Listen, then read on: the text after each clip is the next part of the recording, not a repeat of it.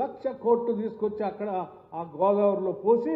ఇవాళ అది కుంగిపోయేటట్టు చేసి ఆ డబ్బులు కూడా దేనికి పనికి రాకుండా చేసి అంతిమంగా అన్నీ చేసి రాష్ట్రాన్ని దివాళా తీపిచ్చి రాష్ట్ర సొమ్మంతా కాజేసి మళ్ళీ తిరిగి తగుదనమ్మా అని వచ్చి ఈరోజు ప్రజల కోసం 7 లక్షల కోట్ల అప్పు మా మీద పడేసిపోయినా ఈ రాష్ట్రాన్ని కుదబెట్టి బ్యాంకులకి 7,5 లక్షల కోట్లు అప్పు తెచ్చినా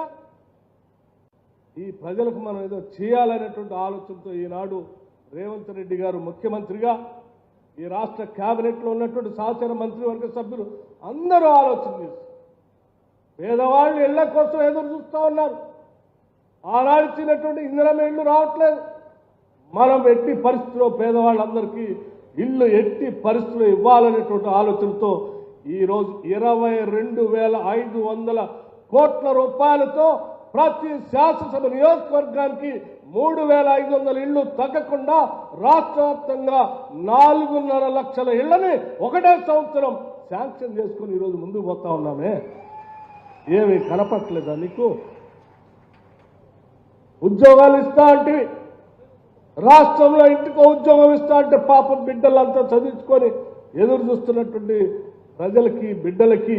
10 సంవత్సరాలు గడిచినా ఒక గ్రూప్ 1 ఎగ్జామ్ కండక్ట్ చేయవచ్చు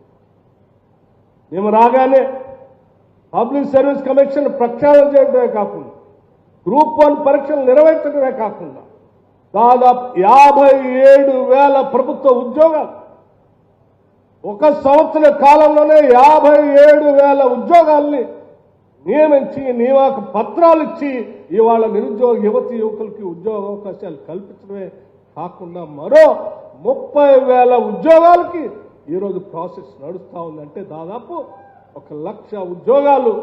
ఈ సంవత్సరంలోనే ఇవ్వాలనేటువంటి ప్రణాళికలతో ముందుకు పోతా ఉన్నాం ఏమి కనపట్లేదా మీకు ప్రభుత్వ ఉద్యోగాలే కాకుండా ప్రభుత్వ ఉద్యోగాల్లో బహుశా